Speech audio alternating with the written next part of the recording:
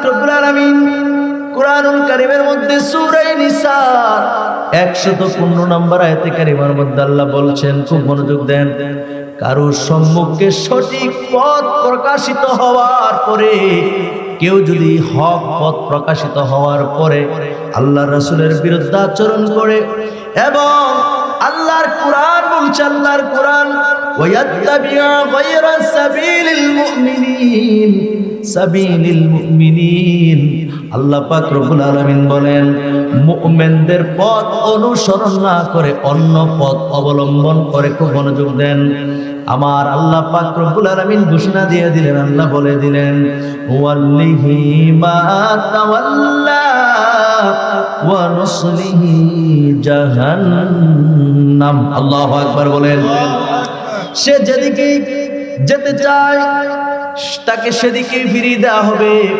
আল্লাহ পাক রব্বুল আলামিন বলেন মুমিনদের পথ ছাইরা দিয়া যে দিকে যেতে চায় আল্লাহ বলেন তাকে সেদিকেই ফিরিয়ে দেওয়া হবে।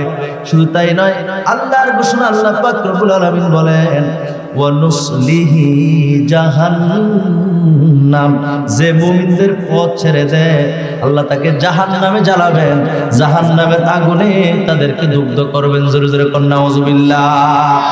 এরপর আল্লাহ বলেন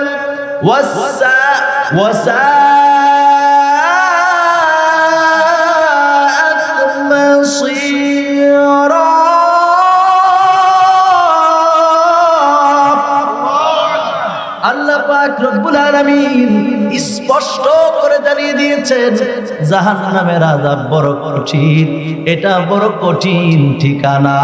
ঠিক না বলে? জাহান্নামের আগুনে পুরাইবে কইছে আল্লাহ কারে? জাহান্নামের আগুনে কাকে পুরাইবে বলছে? যে মুমিনদের পথ ছেড়ে দেয় এবং হক পথ প্রকাশিত হওয়ার পরে যে ব্যক্তি রাসূল সাল্লাল্লাহু আলাইহি সাল্লামের বিরুদ্ধে আচরণ করে। ওয়াজ কিন্তু মনে রাখতে হবে, এই কথা কার? আরে তার কথা করেন, কথা কার? সঠিক পথ আপনার সামনে প্রকাশিত হওয়ার পরে, হক পথ প্রকাশিত হওয়ার পরে এরপরে যদি কোনো বান্দা রাসূলুল্লাহর বিরুদ্ধে আচরণ করে, নবী যেমনি কইছে এর ব্যতিক্রম চিন্তা করে এবং মুমিনদের অনুসরণ করে না, অন্য পথ অবলম্বন করে, ওয়ায়াত্তাবিআ গায়রা সাবিলিল মুমিনিন, মুমিনদের পথ সে অনুকরণ করে না, আল্লাহ পাক রব্বুল আলামিন বলেন তাকে জাহান্নামের আগুনে দগ্ধ করা হবে, পোড়ানো হবে। শুধু তাই নয়, আর জাহান্নাম বড়ই কঠিন, এই ঘোষণা আল্লাহ জানিয়ে দিয়েছেন। জোরে জোরে বলেন আল্লাহু আকবার। তাহলে রাসূল সাল্লাল্লাহু আলাইহি সাল্লামের আমরা যারা মুসলমান, আমরা কোরআন পেয়েছি, ইসলাম পেয়েছি, আল্লাহর পরিচয় পেয়েছি, রাসূলুল্লাহর পরিচয় পেয়েছি, আউলিয়া কিরামদের পথে মতে আমরা চলতেছি। যদি সঠিক পথ ছেড়ে দেই তাহলে এই ঘোষণা আপনার আমার জন্য বহাল থাকবে। কথা কোন ঠিক কিনা? এখন প্রশ্ন হলো, হুজুর এই যে আয়াতটা নাজিল হলো, আল্লাহ যে আয়াতটা কোরআনুল কারীমের মধ্যে দিল, কোরআনুল কারীমের মধ্যে সূরা বলেন, আয়াত বলেন, অনেক কিছু আছে যে আয়াত কিংবা সূরা এক একটা প্রেক্ষাপটে নাজিল হয়েছে। বুঝেন নাই? একটা একটা ঘটনা করছে, এরপর একটা আয়াত নাজিল হয়েছে। সুবহানাল্লাহ কইতেন না? এই আয়াতটা কেন নাজিল হলো, এটা কেন আল্লাহ পাঠাইলেন, জানার দরকার আছে। ভাইরা আমার, বন্ধুরা আমার, মদিনা শরীফে এক ব্যক্তি চুরি করছে। চুরি কি করছে?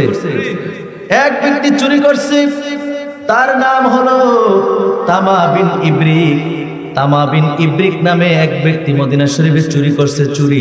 চুরি করার পরে সে চুরির অপবাদ আরেকজনকে দিয়ে দিছে। নাউজুবিল্লাহ কোন? এরকম বালা মানুষ আমাদের মধ্যে আছে নাকি না? ধরা বললে চোর, না ধরলে এতে তো বালা। বুঝেন নাই? রাত্রে চুরি করতে গেছে, আমরা টের পাই, চোরাইছে বলে না। এখন যখন দৌড়ান দিচ্ছেন সুরে দর সামনে ফেল দৌড়ে দর মালিক দর বুঝতেছে না, সুরে দর সুর যদি কয় দর মালিক দর ঠাউর করতে পারছে না এইটার লোকটা কি এইটা নাকি সামনে ফেল গেছে গা। আছে না নাই? সুরেও কয় সুরেও কি কয় সুর। তাহলে ওই তামা বিন ইবরিক নামে মদিনা শরীফের এক ব্যক্তি চুরি কইরা এই দায়ভার আরেক ভালো মানুষের উপর দিয়ে দিচ্ছে। নাউজুবিল্লাহ কথা না। ভাইরা আমার, বন্ধুরা আমার, এই দায়ভার অন্য একজন ভালো মানুষের উপরে চাপায় দিয়েছে। এরপরে আসল ঘটনা আমার নবী জানে নাকি জানে না? কেউ যদি মিথ্যা কথা বলে, আজকের দিনে মিথ্যা কথা বললে আমরা ধরতে পারবো না, আর মিথ্যুকের সংখ্যাও বেশি হবে। পরে কথা কয় না, ঠিক নেই? কি কয় না কয় হাতে সহালে উঠটাই মিথ্যা দিয়ে শুরু করে। আছে না নাই? চিন্তা করছেন? অথচ রাসূলুল্লাহ সাল্লাল্লাহু আলাইহি ওয়াসাল্লাম কি বলছে জানেন? নবীজি বলছেন আয়াতুল মুনাফিকিন সালাসুন ইজা হাদাসা কাযাবা ওয়া ইজা ওয়াদা আখলাফা ওয়া ইজা তুমিনা খান। নবীজির হাদিস। নবীজি বলেন মুনাফিকের আলামত হলো তিনটা। কয়টা? সবাই কোন কয়টা? মুনাফিকের আলামত হলো তিনটা। এক নম্বরে যখন সে কথা বলবে মিথ্যা কথা বলবে, নাউজুবিল্লাহ বলেন। যখন সে ওয়াদা করবে খেলাফ করবে, যখন তার কাছে আমানত রাখা হবে সেটা সে অস্বীকার করবে, আমানতের খেয়ানত করবে। জোরে জোরে বলেন নাউজুবিল্লাহ। এটা রাসূল বলেছেন আয়াতুল মুনাফিকি সালাসুন, মুনাফিকের আলামত হলো তিনটা। কয়টা? ইযা হাদাসা কাযাবা ওয়া ইযা ওয়াদা আখলাফা ওয়া ইযা আতুমিনা খান। সুতরাং এই তিনটা আলামত যার মধ্যে থাকবে সে মুনাফিক, সে ঈমানদার নয়। আর মুনাফিক থাকবে জাহান্নামের কঠিন আযাবে। শুধু আযাবে না, কেন জানেন? ইসলামের যে পরিমাণ ক্ষতি মুনাফিকেরা করেছে, বেঈমান কাফেররা এত ক্ষতি করে নাই। কথা বুঝতে পারছেন? বলেন তো কেন? কেন জানেন? মুনাফিকরা তো আপনার নবীর সঙ্গে ওঠা বসা করছে। লেবাস মুসলমানের, দাড়ি ছিল, হ্যাঁ টুপি ছিল, পাগড়ি ছিল, নবীর পিছনে নামাজ পড়ছে। ভিতরে মুনাফিকি, নবীর সঙ্গে দিনে থাকছে, রাত্রে কাফেরের লোক মিটিং করছে। নাউজুবিল্লাহ। কাফের মনে করেন এই এলাকার মধ্যে একজন হিন্দু, মনে করেন আর কি উদাহরণ দিতেছে, হিন্দু লোক আছে, বৌদ্ধ আছে, খ্রিস্টান আছে। তো থাকলে আপনার সমাজের মধ্যে যদি থাকে, আপনি চিনবেন না তারে? স্পষ্ট যে এই বাড়িটা হিন্দু বাড়ি, এই লোকটা হিন্দু, আপনি স্পষ্ট ছিলেন। কিন্তু আপনার জাতি ভাই, লেবাস মুসলমানের, পোশাক মুসলমানের, দাড়ি টুপি পাগড়ি পাঞ্জাবি আবা কাবা জুব্বা কোনার কোনো কমতি নাই। নবীর পিছনে নামাজ পড়ছে, নবীর সঙ্গে একসাথে খাওয়া দাওয়া করছে। তো রাত্রেবেলা কাফেরের লগে মিটিং, এইটারে চিনা বড় কঠিন। এটার নাম হলো মুনাফিক। কথা কোন ঠিক কিনা? এই জন্য লগে থেকে থেকে খবরগুলো কাফেরদের কাছে পৌঁছে দিয়েছে। তাহলে এই মুনাফিকটা বেশি ক্ষতি করছে। ইসলামের ক্ষতি কে করছে? মুনাফিকরা বেশি করছে। যে কাফের তার তো চিনেন আপনি, কাফেররা আপনার দুশমন মনে করেন, তো দুশমনের আঘাত দেওয়ার দায়িত্ব নেই, স্বাভাবিক। আর আপনার লগের স্বাস্থ্য ভাই যে অপেক্ষা আছে, খালি আর কিন্তু রাখলে এমন গাই দেবো রাইতের বাজে 12টা তার গাই দেওয়া হয়ে ডেঙ্গা থানাইরাম, এরকম আছে না নাই? বহু থেকে কোমার আছে না নাই? আরে কিন্তু চিনা যায় না, ঘরের ইন্দুর বেড়া কাটলে সয় না সয়, কিন্তু দূরের একটা মানুষ আপনার যদি শত্রু হয় তাহলে বুঝতে আমার শত্রু হয়, তার থেকে একটু দূরে থাকা লাগবে, সতর্ক থাকা লাগবে। এই কথাটা বুঝাইছি নি? এই জন্য মুনাফিক কখনোই জান্নাতে যাবে না। আর জাহান্নামের কঠিন অতল গভীরে গহ্বরে কঠিন পর্যায়ে তার সে থাকবে, কঠিন আযাব ভুক্ত হবে সে। নাউজুবিল্লাহ বলে। আল্লাহ আমাদেরকে মুনাফিকি থেকে বাঁচাক কোনা আমিন। আপনি নিজের নিজেকে জিজ্ঞেস, আমি মৌলবী মানুষ, আমি যদি কই ভাই আপনি মিছা কথা বলছেন তো মুনাফিক, আপনি রাগ হয়ে যাবেন। কথা কেন? কারণ মুনাফিকের আলামতের ভিতরে মিথ্যা কথার কথা আছে। আপনি মিথ্যা কথা কইলে আমি যদি কই আপনি মুনাফিক, আপনি রাগ হয়ে যাবেন। আমি করেন কি কাম? আপনি জিগান না। নবী দি কয় মিছা কথা কইলে সে মুনাফিক, তো আপনি নিজের নিজেকে জিগান, এই মিনহাস কি রে তুই মিছা কথা কইলি, তোর ভিতরে মুনাফিকের আলামত আছে। নিজের নিজে জিগিয়া যদি নিজে নিজে সংশোধন হয়ে যাবেন, ক্ষমা করবে কে? কথা কেন? ক্ষমা কে করবে? আমি আপনাদের কওয়ার কোনো দরকার নেই। আছে ভাইরা আমার, বন্ধুরা আমার। আর ওয়াদার কথা কয়ে তো লাভে নাই। সকালে ঘুমের তো উঠতেই তো মিথ্যা দিয়ে শুরু হয়, আর ওয়াদার কোনো নম্বর নাই। ওয়াদার কোনো নম্বর নাই। এই গত 2 দিন আগে এক লোক 5000 টাকা দিবি, কয় হাজার মনে করেন ফানা আর কি, আমি 5000 টাকা দেবো। ভাই আপনি কই আছেন? আমি বললাম আমি বাড়িতে আইয়েন, আমি দিয়ে দিতেছি বিকালে।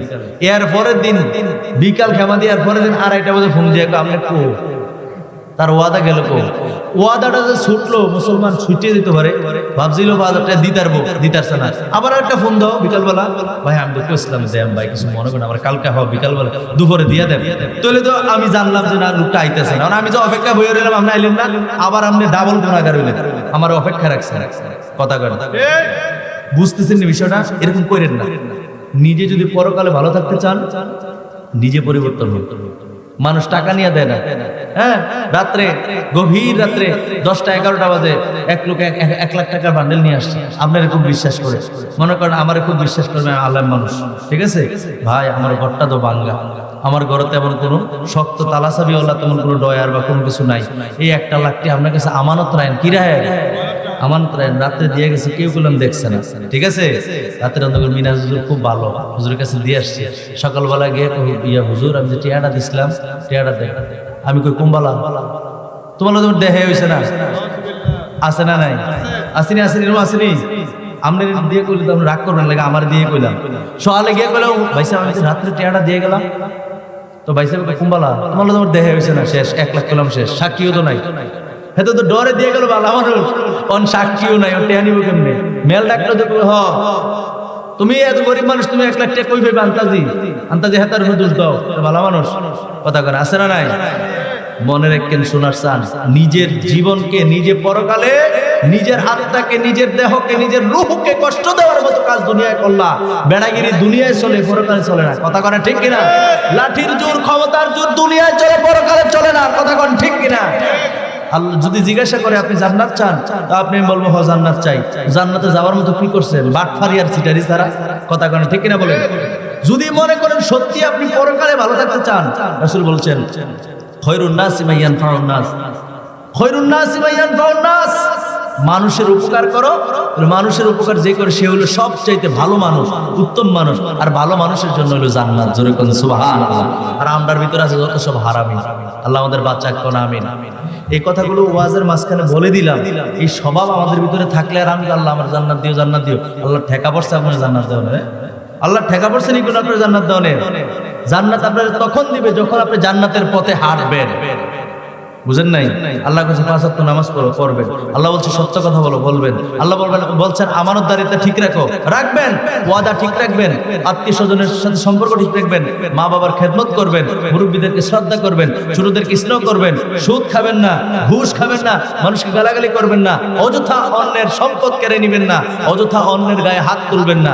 এই তো আপনি নিরাপদ, এই তো আপনি খয়রুন নাসি মান ইয়ানফাউন নাসের দিকে আসছেন, আপনি উত্তম মানুষের দিকে আসছেন। আর এর ব্যতিক্রম কইরা আবার কোন আল্লাহ জান্নাত আল্লাহ টাকা বলছে। আপনি জান্নাতের পথে হাঁটতে হবে, তাইলে আল্লাহ জান্নাত দিবে। ঠিক কিনা বলেন? আল্লাহ আমাদেরকে কবুল করুক কোন আমিন। ওই শানে নজর বলতেছিলাম, মদিনা শরীফে এক ব্যক্তি চুরি করলো, তার নাম হলো তামা বিন ইবরিক। এই তামা বিন ইবরিক নামে এই ব্যক্তি যখন চুরি করলো, চুরি করার পরে ভালো মানুষের উপরে চাপাই দিল, দোষ দিয়ে দিল। এখন ভালো মানুষ যার উপরে চাপাই দিছে, এখন তার তো অবস্থা খারাপ। ঠিক কিনা বলেন? কিন্তু আসল হাকিকত আমার আল্লাহ পাক রব্বুল আলামিন নবীজিরে জানাই দিয়েছে। যেরকম সুবহানাল্লাহ, আল্লাহর পক্ষ থেকে তো জিবরাইল আমিন সকাল সকাল আসে। ওই সুবহানাল্লাহ কর না। নবীজি যখন আসল হাকিকত জানতে পারলেন, আসল ঘটনা জানতে পারলেন, হুজুর পাক সাল্লাল্লাহু আলাইহি সাল্লাম হুকুম দিলেন তামা বিন ইবরিককে ধরো, তার হাত কেটে দাও। সুবহানাল্লাহ কর না। চুরির ধরা বলে এখনো মক্কা মদিনা আসেনি, মক্কা মদিনা গেছেনি, এর কাছে আসেনি কেউ নাই? আমি গেছি, থাকছি না, মানে উমরা করে আসছি। তা আমরা মক্কা মদিনা এখনো এই আইন আছে, চুরি করলে শেষ। আমরা বাংলাদেশ যদি কত ঘন্টার যে আচ্ছারা মানুষ থাকলে লুডো। কথা কনা ঠিক কিনা? আগে চুরির ধরা বললো অফিসারটি সিগনেচার দিয়ে দিয়ে লাখ লাখ কোটি কোটি টাকা তারা বানাইতেছে ব্যাংক ব্যালেন্স। আছে না না? কথা কনা আছে না না? আর 10 টাকা চুরি করে, 100 টাকা চুরি করে, বদনা চুরি করে, চাউল ডাল চুরি করে মানুষের ফিটটা মাইরা লাইরম আছে না নাই? কিন্তু বড় চোরদের এডি কিন্তু ধরা পড়ে না। বড় বড় রুই কাতলা ফায়দা থাকে, আর দারখিলা মাছ আর গেল ময়লা মাছ এটি রুড়ো হালায় ফিটটা মুড়াইয়া লাইতে সেবা করে লাই, অথচ তার গরো বাচ্চা কাচ্চা না খেয়ে দিছে। কথা কয় ঠিক কিনা? আমি আবার চুরি করার লাগে উৎসাহ দিতেছি না, মানে চুরি অবশ্যই এটা জায়েজ না, হারাম, কিন্তু অল্প, যেটা দাম মূল অল্প, মানে অভাবের কারণে চুরি করছে, এক কথা শেষ। অভাবের কারণে যে চুরি করছে তার ভিটটা মেরে লাই, অথচ তার সংসারে খানা নাই। কথা ঠিক নেই? ঠিক নেই? আমাদের দেশে হেই চুক্তিরে ধরে ধরে আপনি কাটানোর কাম, যেটা সিগনেচার দিয়ে টেয়া খায়। কথা ঠিক নেই? ভাইরা আমার, বন্ধুরা আমার, আল্লাহ নবী হুকুম দিলেন তামা বিন ইবরিককে ধরো এবং তার হাত কেটে দাও। তামা বিন ইবরিক চিন্তা করলো, হায় হায়, যদি আমি মদিনা শরীফে থাকি রে, তাহলে নবীর হুকুম তো বাস্তবায়ন হয়ে যাবে, আমার হাত কাটা হয়ে যাবে।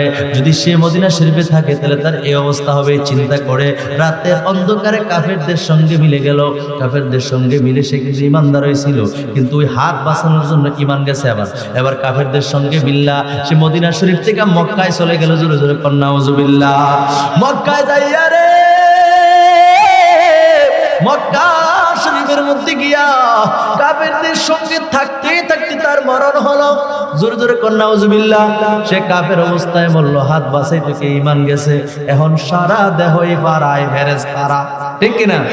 হাত যদি নবীর হুকুমে কাটতেও দিত, তাহলে কিন্তু ওই পাপটার থেকে মোচন হয়ে যেত। মাফ হয়ে যেত।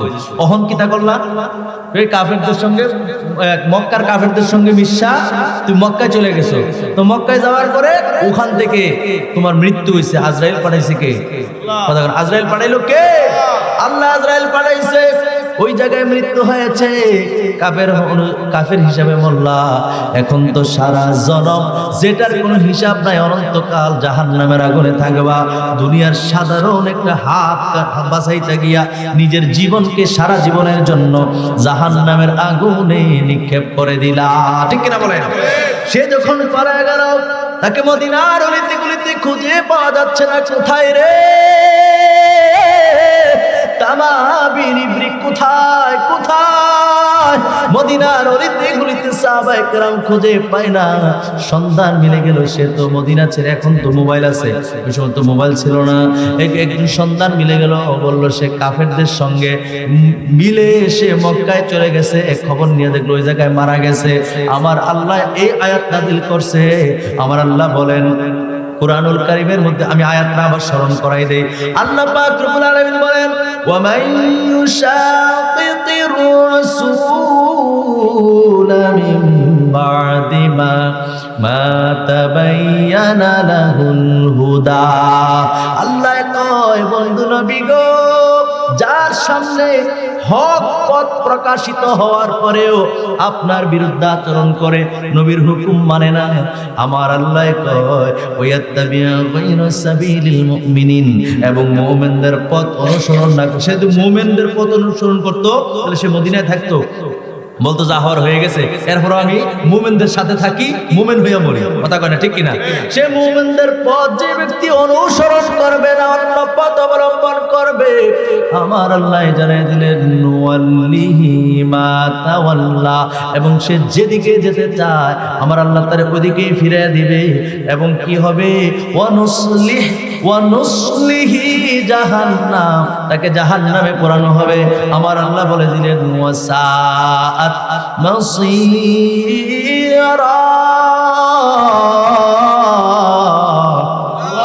আল্লাহ পাক রব্বুল আলামিন জানাই দিলেন, আল্লাহ বলে দিলেন, আমার আল্লাহ পাক রব্বুল আলামিন বলে দিলেন জাহান্নামের আযাব বড়ই কঠিন। এটা কি? বড়ই কঠিন। সুতরাং তাহলে ওর জন্য ওই কঠিন জাহান্নাম। কথা কয় না, ঠিক কিনা? সুতরাং আজকের দিনেও যারা রাসূলুল্লাহর শান ও আজমতকে নিয়ে কটাক্ষ করবে, তাদের জন্য রয়েছে জাহান্নাম। তাদের জন্য কি রয়েছে? জাহান্নাম। এটা কই পাইলাম? দেখেন সূরা আহজাব 33 নম্বর সূরা। এই 33 নম্বর সূরার 57 নম্বর আয়াতে কারিমার মধ্যে আমার আল্লাহ পাক রব্বুল আলামিন বলছেন, আমার সাথে পড়েন, বিসমিল্লাহির রাহমানির রাহিম। ইন্নাল্লাযীনা ইউযুনাল্লাহা ওয়া রাসূলাহু লা'আনাহুমুল্লাহু ফিদ দুনিয়া ওয়াল আখিরা وأعد لهم عذابا مهينا। চিৎকার মেরে বলেন আল্লাহু আকবার। আমার আল্লাহ কয়, ইন্নাল্লাযীনা, নিশ্চয়ই যারা, ইউযুনাল্লাহ, আল্লাহরে যারা কষ্ট, আল্লাহ বলেন, আল্লাহর ঘোষণা, আল্লাহ বলেন যারা আল্লাহকে কষ্ট দেয়, ও রাসূলাহু, আমার নবীরও যারা কষ্ট দেয়, ঘোষণা দিয়েছেন কে? কথা কন্যা, ঘোষণাটা কে দিয়েছেন? আল্লাহ কয়, ইন্নাল্লাযীনা, নিশ্চয়ই যারা, ইউযুনাল্লাহ, আল্লাহকে কষ্ট দেয়, ও রাসূলাহু, এবং আমার রাসূলকেও কষ্ট দেয়, লা'আনাহুমুল্লাহ, আমি আল্লাহ তাদের প্রতি লানত দিলাম। কোথায়?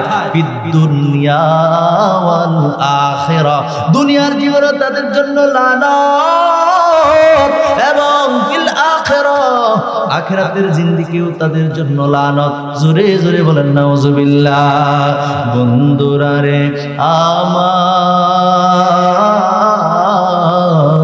আমার আল্লাহ তাদেরকে লানত দেয়, দুনিয়া এবং আখিরাত তাদের নষ্ট, দুনিয়া এবং আখিরাতে তাদের কিচ্ছু থাকে না। কথা কোন ঠিক কিনা?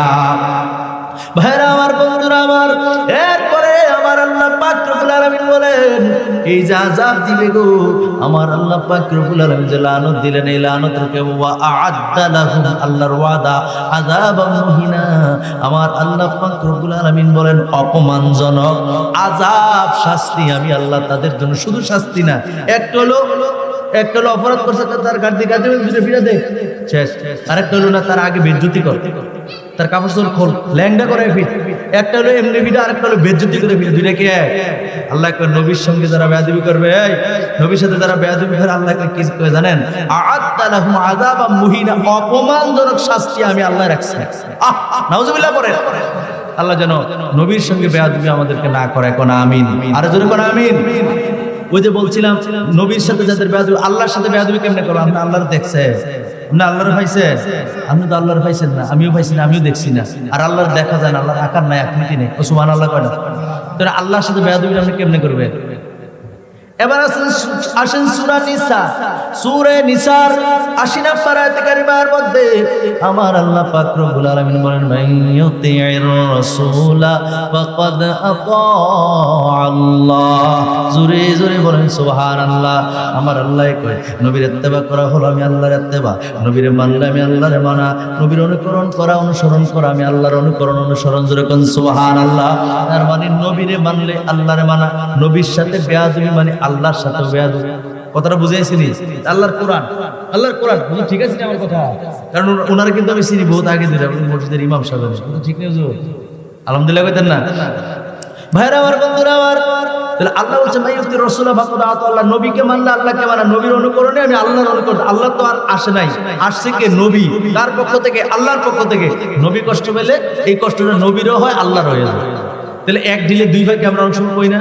এক ঢিলে দুই ভাগ। নবীরকে যদি আপনি মানেন আল্লাহরও মানা হয়ে যাবে, আর নবীর সাথে যদি বেয়াদবি করেন তাহলে বেয়াদবি আল্লাহর সাথে হয়ে যাবে।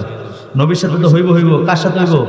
আল্লাহর সাথে। তাহলে আল্লাহর সাথে বেয়াদবি হইলে, নবীর সাথে বেয়াদবি হইলে আর বাঁচার কোনো সুযোগ নাই। আরেকটা কথা বলি, তাফসীরে রুহুল বায়ানের মধ্যে এসেছে, ভাইরা আমার, বন্ধুরা আমার, ওই আগের আয়াতের তাফসীরের মধ্যে, যেটা আমি আগে বলছিলাম সূরা নিসার ১১৫ নম্বর আয়াতের, ওইটার মধ্যে আছে যে একজন কাতেবে ওহী, একজন ওহী লিখক, ঠিক আছে, মুরতাদ হয়ে গেছে। হঠাৎ করে কি হয়ে গেছে? মুরতাদ হয়ে গেছে। মুরতাদ হয়ে যাওয়ার কারণে আমার ভাইয়েরা, আমার বন্ধুরা, সে মারা গেল। মরে যাওয়ার পরে তার কবরের মধ্যে শোয়া দেওয়া হলো, মাটির নিচে দেওয়া হলো, সাথে সাথে মাটি তারে উতলাইয়া হালাই দেয়। নাউজুবিল্লাহ কর। নবীর দরবার থেকে যে ফিরছে, নবীর দরবার থেকে যে ফিরছে, আল্লাহ পাক রব্বুল আলামিন তার আর মর্যাদা বা কোনো কিছু দুনিয়া না আখিরাত কোনো জায়গায় রাখছে। কবরে শোয়াই দেয়, কবরে বারবার দিছে। ওই ওহী লেখকের তার লাশটা বারবার কবরের নিচে দিছে, কবর বারবার উতলে ফেলাই দেয়। নাউজুবিল্লাহ বলে বারবার দেওয়ার পরেও সে কিন্তু রেহাই পায় নাই। তার মানে প্রতীয়মান হলো, প্রমাণ হলো, রিসালাতের দরবার থেকে, নবীর দরবার থেকে যে বিতাড়িত হয় সে দুনিয়াও শেষ, তার আখিরাতও শেষ। কি তার দুনিয়া, তার পরকালও শেষ। রিসালাতের দরবার থেকে কেউ যদি মুখ ফিরে নেয়, সে আল্লাহর দরবার থেকেও মুখ ফিরে নিল। কথা কোন ঠিক কিনা? এজন্য নবীজিকে সাধারণ বলার কোনো সুযোগ নাই। নবীজি আমাদের মতো নয়। আমাদের মতো কেউ যদি কয় তাহলে তার ঈমান থাকবে না, থাকবে না। আল্লাহ আমাদেরকে এই সমস্ত কথাবার্তা থেকে বাঁচাক, কোন আমিন। যারা বলে, আমি নাম বেঁধে তেমন কোনো সমালোচনা করি না, সারা দেশে আলোচনা করি, সব জায়গায় এই ক্যাটাগরিতে কোরআন তেলাওয়াত করে বা হাদিস পড়ে আলোচনা করার চেষ্টা করি। এখন আপনাদের কাছে আমার প্রশ্ন, আপনারা তো আবার আফম মানুষ, গুরুসুন বানপাড়া থাকে গুরুসুঙ্গের ভিতরেই আছে, কথা ঠিক নিও? বানপাড়া কি আলাদা থানা আছে? তো কয় বছর হয়েছে এগুলা আলাদা হয়েছে? বেশি দিন হয়েছে না। তো আমরা একখানের মানুষ, কথা কোন ঠিক কিনা? আমি আপনাদের কাছে জানতে চাইছি, বলেন তো দেখি, ইমাম আর মুসল্লি কি সমান? জোরে কইয়ের, ইমাম আর মুসল্লি সমান? ছাত্র আর শিক্ষক সমান? মা ও মেয়ে সমান? পিতা ও সন্তান কি সমান? হ্যাঁ, তো পিতা যদি পুত্রের সমান না হয়, মেয়ে যদি মার সমান না হয়, মুক্তাদি যদি ইমামের সমান না হয়, ছাত্র যদি শিক্ষকের সমান না হয়, তো উম্মত আবার নবীর সমান কেমনে হয়? কথা ঠিক কিনা? এটা কি কেউ মানবো? কোন সুস্থ মানুষ মানবো? একটা কথা বলি, এই সমস্ত কথা নিয়ে কখনো তর্কে যাবেন না, বলতেও যাবেন না। আরে কি বলে রাজার লোকে হাজার দিনের লাভ আছে, তিনি হচ্ছেন দুজাহানের বাদশা, আমরা ওইটাই বলবো। আরে নবী আমার লাগিয়েছেন, আমি নবী এই ফাঁকনামি কইরা পরকাল নষ্ট করে কোনো লাভ নাই আছে। আপনার নামাজ আপনি পড়েন, আপনার রোজা আপনি রাখেন, সত্য কথা বলেন, দান সদকা করেন, মা বাবা জীবিত থাকলে খেদমত করেন, সুদ খাবেন না, ঘুষ খাবেন না, তারপরে হারাম ইনকাম করবেন না, ছেলে মেয়েদেরকে সঠিক পথে পরিচালনা করেন, দেখবেন আপনি দুনিয়া থেকে চলে গেছেন, আপনার পরকাল সুন্দর হয়ে গেছে। কথা কোন ঠিক কিনা? ক্ষমতার বেটাগিরি, ক্ষমতার বাহাদুরি, সৌন্দর্যের বাহাদুরি, বংশের বাহাদুরি, এগুলো বেশি দিন থাকে না, থাকে এগুলো ক্ষণিকের। সুতরাং এই ক্ষণিকের বাহাদুরি করে আমাদের বেটাগিরি দেখায় কোনো লাভ। আমাদেরকে যেহেতু পরকাল রয়েছে, আমাদের সেই পরকালের চিন্তা করে আমাদের চলার দরকার আছে। একটু দূরে সরে পড়ি আল্লাহুম্মা। আমি যখন স্টেজে উঠছি, এখন ক্যামেরা ফিট করবো না? ক্যামেরা তো ফিট করবো। ওই মুহূর্তে গাড়ির মধ্যে খুঁজে দেয় ক্যামেরা, তো গাড়ি লইলে না থাকতো প্রায় এখানে 2 ঘন্টার মতো ডিফারেন্স, 1.5 থেকে 2 ঘন্টা ডিফারেন্স। এখন কইরে হঠাৎ করে মনে হয়েছে ওই যে ওরা দোকানের সামনে রাখছে, বুঝছেন নি? এখন এই হলো অবস্থা। যখন আমার কাছে কইছে আমি স্টেজে উঠছি, আমার তো মন গেছে খারাপ। 2টা ক্যামেরা মিনিমাম 2 লক্ষ টাকা, কথা বুঝছেন? এখন এই অবস্থার কি করণ? পরে দৌড়ে আমার ভাই মাওলানা মুফতি নাসিমুল আবিদিন আল হানাফি দৌড়ে ওই জায়গায় গেছে মোটরসাইকেল নিয়ে, সে আবার ওখানে ইন্দ্রিয় মসজিদের খতিব, দৌড়ে গেছে। যাওয়ার পরে গিয়ে দেখে এক ভদ্রলোক দুটা ক্যামেরা বড় যত্ন কইরা কাপড়ের ব্যবসা করে, বিষ্ণুপুর বাজার, নাম হয়েছে বিল্লাল, উনি যত্ন করে রাখছে। আল্লাহু আকবার। বর্তমান জমানায় এরকম মানুষ আছে, আমি তো ভাবছি শেষ গেছে। সুরের এত বললে 2000 4000 বেচলে লস কি এটা? 5000 10,000 বেচলে বা 2000 করে বেচলে তার তো কোনো ক্ষতি নাই, মাগ না? কথা কয় না। আমার তো 2 লাখ শেষ, কথা বুঝছেন? তো যাই হোক, এটা বলার অর্থ হলো আমি ভাইয়ের জন্য দোয়া করি, ভাইয়ের জন্য মন থেকে দোয়া করি। আল্লাহর জগতে এখনো ভালো মানুষ আছে বলে দুনিয়া এখনো টিকে আছে, ঠিক কিনা বলেন? আমি স্মরণ করছি আজকের মাহফিল থেকে, ভাইয়ের কথাটা মনে থাকেন। আজকে বললাম ভাইকে আল্লাহ নেক হায়াত দান করুক এবং ব্যবসার মধ্যে বরকত দান করুক, কন্যা আমিন। রাগ হইছেন? এই সততার পুরস্কার দিবেন আল্লাহ, আমরা কোনো দিতাম না, এই জন্য আল্লাহর কাছে কইছি আল্লাহ যেন আমার ভাইকে ভালো রাখে, কন্যা আমিন।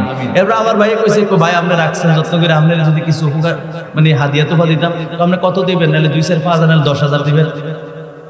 আল্লাহু আকবার কইতেন না? কিচ্ছু লাগবে না। পরে এইভাবে দিয়ে দিছে। আমি ওনার কথা আমার হঠাৎ করে কেন জানি স্মরণ হয়েছে, এই জন্য স্মরণ করলাম।